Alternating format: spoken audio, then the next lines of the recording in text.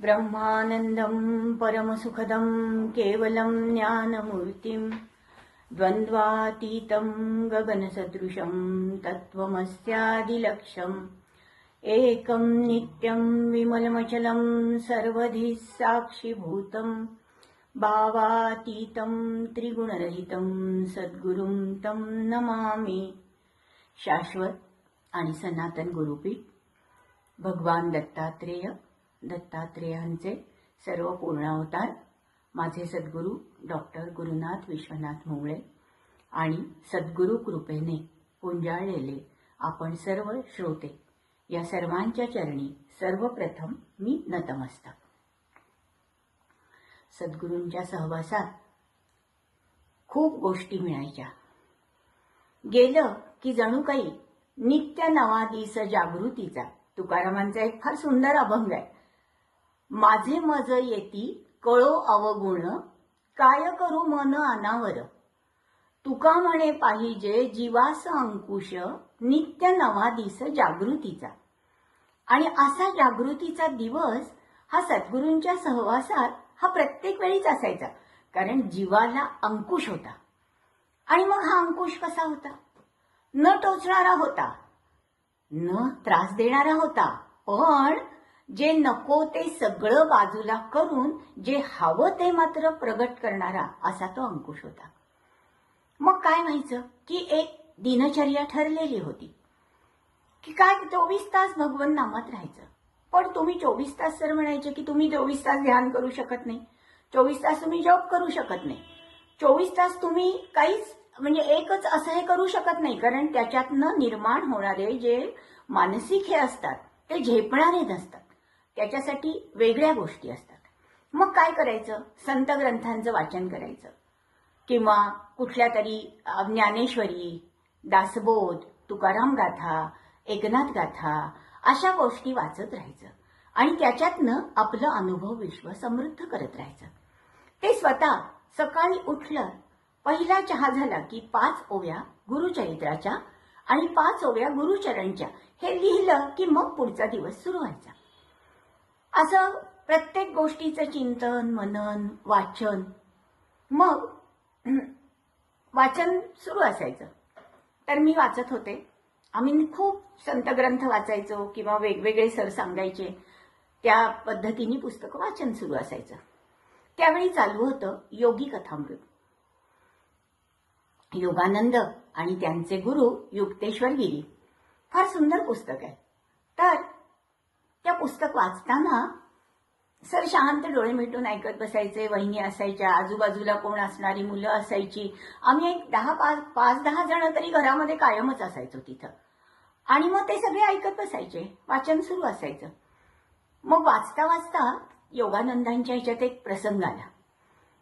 युक्तेश्वर गिरींचं गुरुकुल होतं, त्यामुळे योगानंद तिथं जाऊन राहत होते। मग युक्तेश्वर गिरी भोवती एक 5-7 शिष्य आपले घेऊन बसले होते, काहीतरी अध्यात्म विषय चालू होता आणि बघता बघता एक डास योगानंदांच्या भोवती फिरायला लागला। तो त्यांना चावायला लागला, त्यांच्या कानात गुणगुण करायला लागला। साहजिकच आहे, योगानंदांचं लक्ष त्या याच्याने विचलित झालं, अस्वस्थ झाले ते। बरं, गुरु समोर बोलत होते त्यामुळे काहीच करता येत नव्हतं, पण शेवटी सद्गुरूच ते, यांची अस्वस्थता त्यांच्या लक्षात येणार नाही असं होणारच नाही। युक्तेश्वर गिरींच्या लक्षात आलं की योगानंद अस्वस्थ आहेत, त्यांना काही हे होते, त्रास होतोय। त्यांनी फक्त आपलं बोलणं थांबवलं आणि योगानंदांकडे बघत शांतपणे म्हटले की तू त्या डासाला मारून का टाकत नाहीस? योगानंद एकदम चमकले, म्हणले आपणच सांगितलंय ना हत्या नाही करायची म्हणून। युक्तेश्वर गिरी त्याच्यावर शांतपणे म्हणाले की अरे, तुझ्या मानसिक स्तरावर तू त्या डासाची हत्या कधीच केलेली आहेस? तर मग वाचन करताना आम्ही थोडे मनात चपापलेलो आणि सद्गुरूंचं मात्र मिसकेल हास्य होतं आणि म्हणत होते की बघा, मानसिक स्तरावर काय काय चालू असतं कुणाकुणाच्या काही कळत नाही बघ, असं असतं। मानसिक स्तरावरचं हे वेगळं असतं।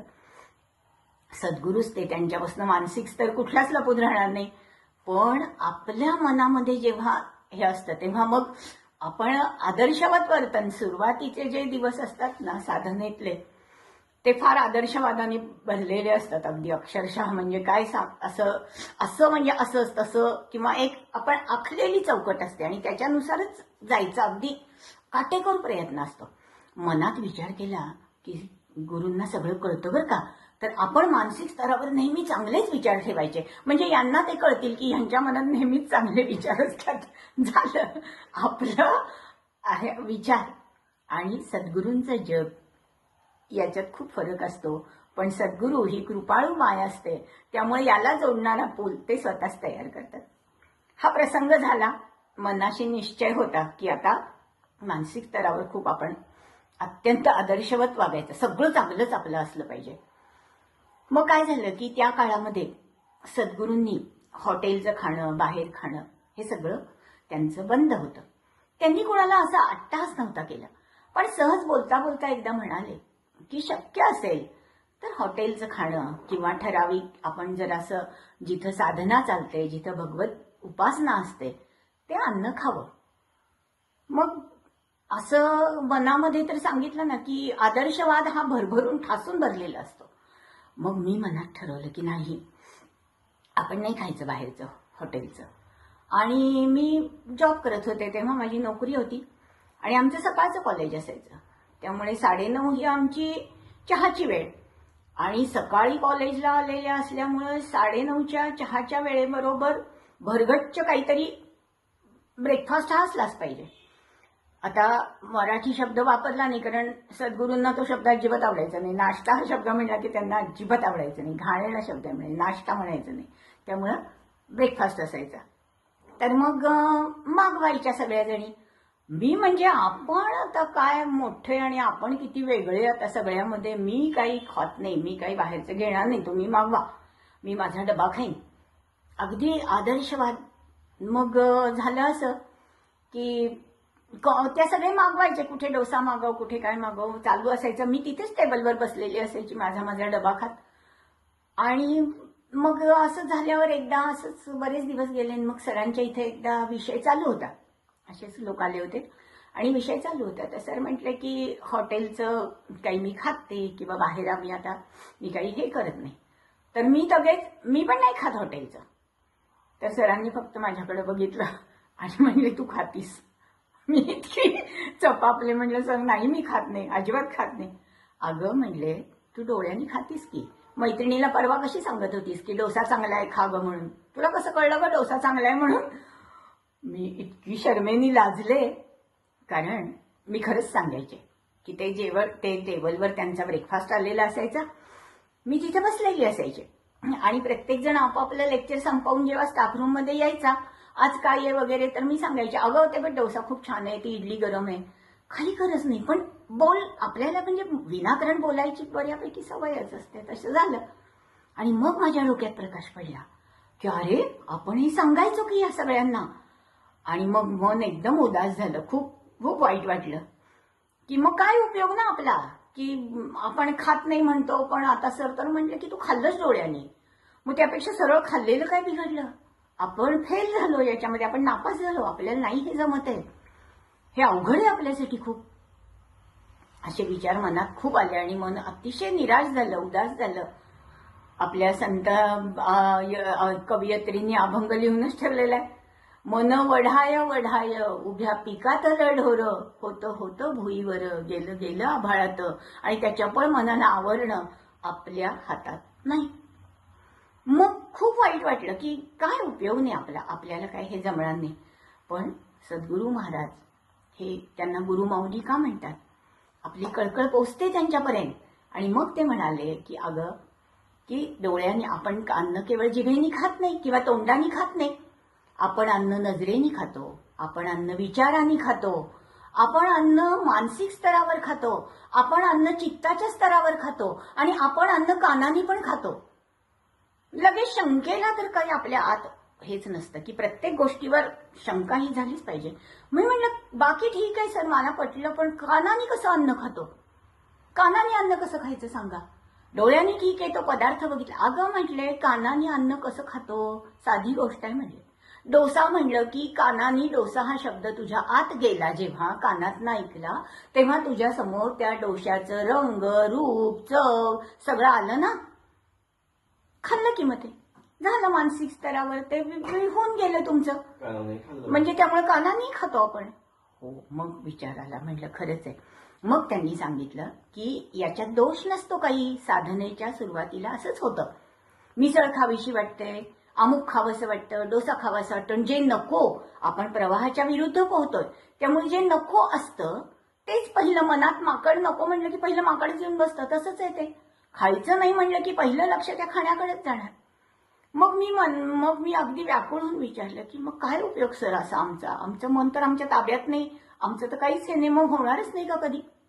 होणार म्हणले, कारण सुरुवातीची अवस्था असते ती अशी असते, पण जसं जसं उपासनेनी मनाला सामर्थ्य मिळत जातं, विचारांना चालना मिळत जाते, बाकीच्या सगळ्या सूक्ष्म गोष्टी तुमच्या आतल्या स्तरावर यायला लागतात, तेव्हा काय होतं की समोर डोसा असला तरी त्यातली चव, त्याचं रंग, रूप याच्यापेक्षा तुमची सूक्ष्मता, त्या डोशाच्या भोवतीचं असलेलं वातावरण, तिथली एखादी वाईट विचाराने, ज्या विचाराने ते बनवलं गेले तो विचार, त्याच्या आजूबाजूला काय परिस्थिती होती ती परिस्थिती, तिथलं हवामान, तिथलं वातावरण, तिथली शुद्धता, तिथली स्वच्छता, हे सगळं त्या डोशासमोर येतं. आणि मग आतूनच तुम्हाला हे खायचं नाही अशी आतूनच जाणीव होते. आणि त्यावेळेला खरं तुम्ही खाल्लेलं नसतं, कारण तुम्हाला समोर असलं तरी त्याच्या बाकीच्या सगळ्या सूक्ष्मतेमुळे तुम्ही ते खात नाही, आणि ते खाण्याची तुमची आतल्या स्तरावरची कुठलीही गोष्ट तिथं आत घडत नाही. हा प्रवास आहे, एका दिवसात सिद्ध कधीच कुणी होत नाही. तर काय करावं लागतं, हा प्रवास आपल्याला करावा लागतो. सुरुवातीला असंच होतं, पण हळूहळू, आणि मग त्याचा अनुभव मात्र नंतर आला. आणि अन्नाची शुद्धता का, तर टेंबे स्वामी महाराजांनी दत्त महात्म्यात म्हणून ठेवलेलं आहे की अहो, जे अन्न सकाळी बनतं आणि संध्याकाळपर्यंत खराब होतं, अशा अन्नानी पोसलेला देह हा नाशवंतच असणार आहे, कारण हे नाशवंतच आहे सगळं. आणि ह्यामुळं आपण जे खातो ते सगळं आपलं रक्त बनतं खाण्यापासनं, त्या रक्तापासनं आपलं मन, आपले विचार, आपलं सगळं बनत राहतं, आणि ह्या विचारातनं आचार घडत राहतात, आणि अशा कृती तुमचं कर्म घडवत राहतात. म्हणून खाण्याची, वावरण्याची, थांबण्याची, कुठं जाण्याची, येण्याची, बोलण्याची सगळी शुद्धता ही हळूहळू साधकांनी आपल्या आत उतरवून घ्यायला पाहिजे. आणि अध्यात्मातला हा एक सर्वात मोठा धडा आहे. आणि असे अनेक धडे सद्गुरूंनी दिले, आणि प्रत्येक गोष्टीत सांगायचे ते की निराश होऊ नका. चुकायचं, पहिलं तर काय सगळं चुकाचुकीच असायची सगळी, तर त्या चुकण्यातनं फक्त काय केलं, सद्गुरूंनी मन नाही पडू दिलं. त्यांनी काय केलं की त्या चुका तर दाखवल्याच, पण त्या चुकातनं वर कसं यायचं हे शिकवलं. ज्ञानेश्वर महाराज एका ठिकाणी अतिशय सुंदर वर्णन करतात सद्गुरूंचं, आणि ते म्हणतात, सद्गुरू कसे आहेत, जीवांतळी अंथरिती आपुला जीव. अहो, तुमच्या जीवाच्या खाली त्यांचा जीव अंथरलेला आहे. त्यामुळं अशा खाली आपल्या अंथरलेलं एक सुंदर असं पांघरुण, एक आवरण, आपल्याला एक पाया, त्याच्यावर आपला जीव अगदी सुखासीनपणे तरंगतोय. आणि हे वैभव सद्गुरूंचं आपल्याला मिळतं, आपल्याला मिळालं, याच्याबद्दल सद्गुरूंचे आपण एवढे ऋणी आहोत की या मार्गाचं काहीही माहीत नसताना असं होतं की जप, अनुष्ठान, ध्यान, सप्ताह ह्या गोष्टी कुठे आपल्या आयुष्यात होत्या, हे आपल्यासाठी नाहीच, हे कुणीतरी वेगळं जग आहे. अशा आविर्भावात जगलेलं 23-24 वर्षाचं आयुष्य क्षणात एका मार्गाला लावणं हे सद्गुरूंशिवाय कुणालाच शक्य नाही. आणि म्हणून सद्गुरूंनी शिकवलेलं, सद्गुरूंच्या सहवासात आलेल्या प्रत्येक गोष्टी आयुष्यात एक धडा शिकवत गेल्या, एक नवीन विचार बनवत गेल्या, त्या विचारातनं एक व्यक्तिमत्व बनवत गेले. आणि ह्या सगळ्या सुंदर प्रवासाचं, ह्या सगळ्या सुंदर प्रत्येक विचाराचं, आचाराचं, या सगळ्याचं हे सगळं दिलेलं वैभव, ही सगळी श्रीमंती, ही सगळी आली त्या श्रीमंत सद्गुरूंकडनं. कारण अहो जे स्वतः श्रीमंत आहेत त्यांची आपण मुलं आहोत, त्यामुळे आपल्याला दैन्य सांगायचा अधिकारच नाही. गुरुचरित्रात म्हणल्यासारखं ऐसी वस्तू पूजोनी दैन्य वृत्ती सांगसी जणी नसेल दृढ तुझे मनी म्हणून कष्ट भोगतोसी. कष्ट भोगतो कारण दैन्य वृत्ती सुटत नाही. काय होणार कसं होणार, पण अहो ते तिथं बसलेले आहेत. असे श्रीमंत सद्गुरू असलेले आचारांनी विचारांनी आणि आपल्या सहवासानी दुसऱ्यालाही चैतन्य देणारे असे ते सद्गुरू, त्यांच्या चरणी हे सर्व शब्द पुष्प अर्पण करूया आणि त्यांच्या चरणी आपण कृतज्ञ राहू, प्रार्थना करू. सद्गुरुनाथ महाराज, हा प्रवास अवघड आहे, पण आपल्या कृपेने आपण तो सहज करून घेताय. आपल्या जीवांतळी अंथरलेला, आमच्या जीवाच्या खाली अंथरलेला आपला जीव आहे आणि त्याच्या जोरावर आम्ही हा प्रवास पार पाडतोय, आम्ही चालतोय. आपला अखंड आशीर्वाद आम्हाला असू दे. सद्गुरुनाथ महाराज की जय.